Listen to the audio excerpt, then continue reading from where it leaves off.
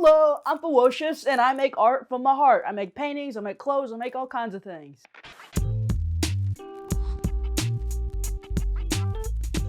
I got started in NFTs when I put a painting up on my little website. It was like a website where I would sell stickers and prints for like $5. This painting I put up for $90 sold. That's the most money I've ever seen in my life. I was blown away. No one even cared about my paintings. My family hated my paintings. A few months later, I get an email, and the email is from the collector who bought the $90 painting, and he says, I love your art so much, I want to buy all of it, but the thing is, I live in New York, I don't have a big apartment, and physical paintings take up so much room. Do you know what NFTs are? Because if you don't, let me tell you about it. And after he told me about it, I was blown away. I found Super Rare. I found all these artists online. I saw Xcopy, Coldy, this new wave of art that blew me away. And I fell in love instantly. And you know, ever since then, changed my life. Oh my God! What is happening? Oh my God, I'm gonna cry. It's 1 hour into the FEWOCiOUS Christie's auction begins to close. I'm so freaking excited, I can't even speak, but I'm gonna try to. FewoWorld is everything I've ever dreamed of. It's all the experiments and things that I've thought about, but maybe thought, no way, like, just me, that's impossible. Someone like me could never do something like that. When I was 12 years old and would watch a beautiful movie that made me cry and maybe changed my life and made me have a realization, I would stop myself at thinking, well, I could never make a movie like that. I'm just some kid. Oh, I could never make fashion like I see in the news and on TV. I'm just a kid. How could I ever do that? But then through Web3, I met people who made me feel empowered, and I watched them do whatever they wanted to do, because with the internet and with this new community and technology, they could do whatever they wanted. And meeting those people and those leaders inspired me to do whatever I want to do, because why not? We're all just people. So that's what FewoWorld is, just chasing all those things that I told myself no to and making as much as I can in this lifetime and sharing it with everyone. The long-term vision and the roadmap for FewoWorld is that there is no roadmap. I want to work on FewoWorld my whole life. Like, I want to be an old man working on FewoWorld stuff and keep evolving it to things that I can't even comprehend now. And I feel like it's a disservice to make a roadmap. Instead, I want to learn. I want to, maybe one thing I thought I wanted to do in 2 months, while I'm working on making it, I learn more, and then I make something better. So why would I make a roadmap? So that's the vision. No roadmap, just experimenting, making the coolest stuff possible. Paint is the building block to everything in FewoWorld, just the same way that you and me are made of atoms and cells. FewoWorld, everything in this new creative universe is made of paint. I developed my characters in FewoWorld by feeling and just making art. The first character, Mr. Misunderstood, was developed by, I had a bad day one day, I was in school, and I went home and I just cried, and I journaled. I journaled about this character that was really confident, because I didn't feel confident. So I gave him a big red bow tie with polka dots, because how ridiculous is that? And he wears a suit every day, and he's blue. Why is he blue? I don't know, but I want him to be blue. Why does he have weird hair that stands out a lot? I don't know, but I feel it. I think that's the goal for every Fewo in FewoWorld, is that they encapsulate that either really happy feeling or a more nuanced feeling of a little bit of happy, a little bit of sad, so it's like pink and blue or something. I think the creative direction is feeling. I want to find somewhere I belong. A place that's special, where people understand me. They would be nice.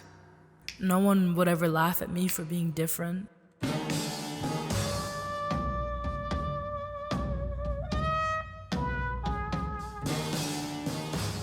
And no one would be mean for no reason.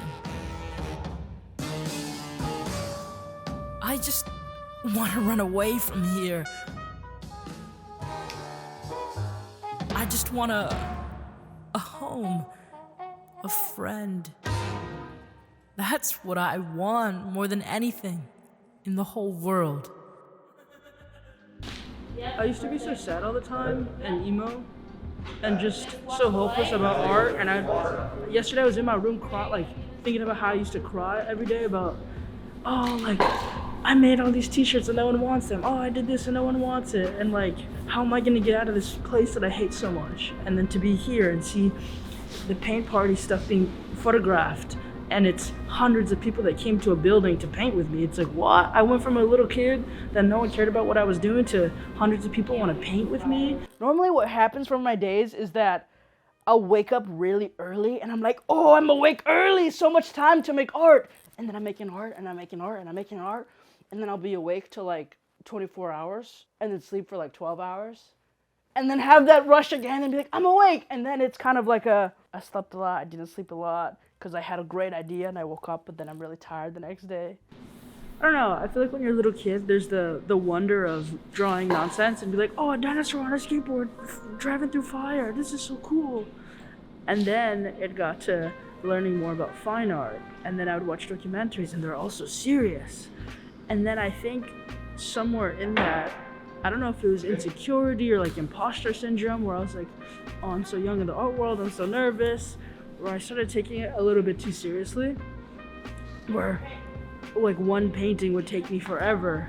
Not even because I was working on it every day, but just because I was like so like shocked of like, I don't know what to do, like I can do this, it needs to be super duper deep and this and this.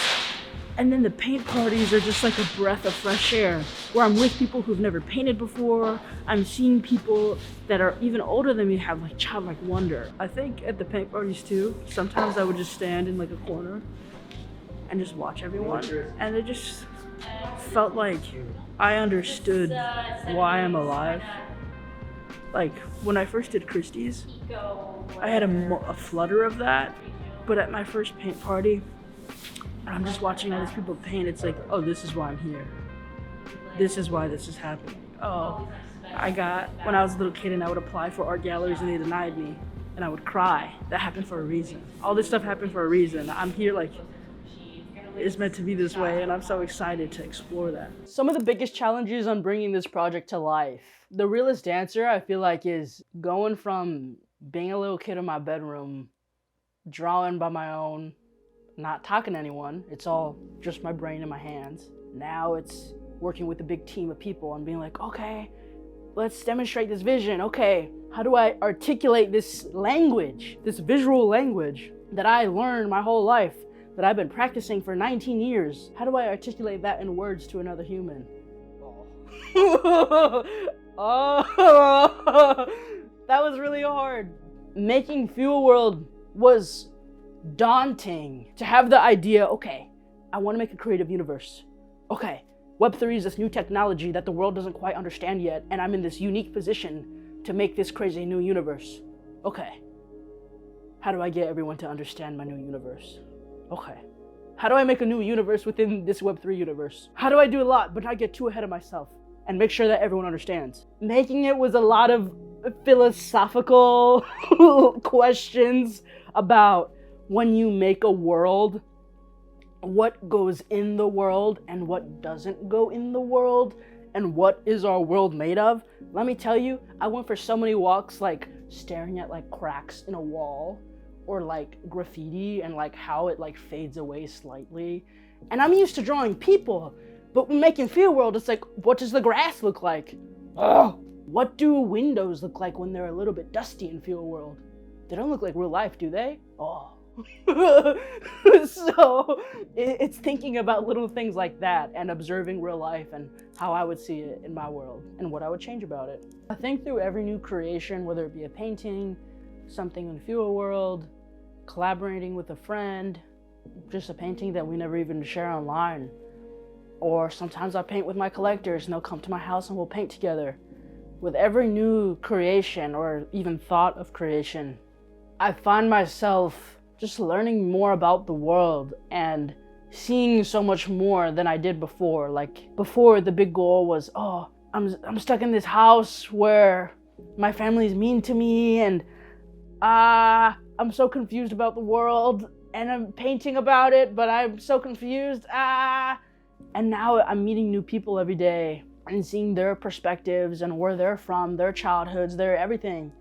The world is so complex and it's fun to like unravel it and find new pockets of life and info.